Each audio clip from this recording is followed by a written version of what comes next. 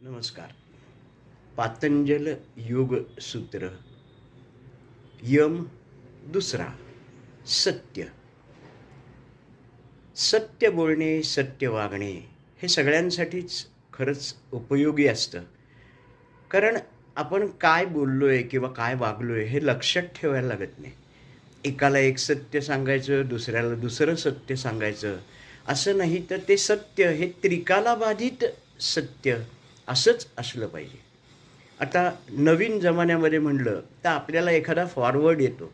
आपण ते सत्य आहे का नाही ह्याची पडताळणी पण करत नाही. तसंच फॉरवर्ड करून टाकतो. तर तसं नाही, तर आपण सांगणं, वागणं, फॉरवर्ड करणं हे सुद्धा त्याची सत्यता पडताळून पाहिली पाहिजे आणि मगच नंतर आपल्याला फॉरवर्ड केलं पाहिजे. म्हणजे सत्य हे त्रिकालाबाधित असणं गरजेचं आहे. हरिओम.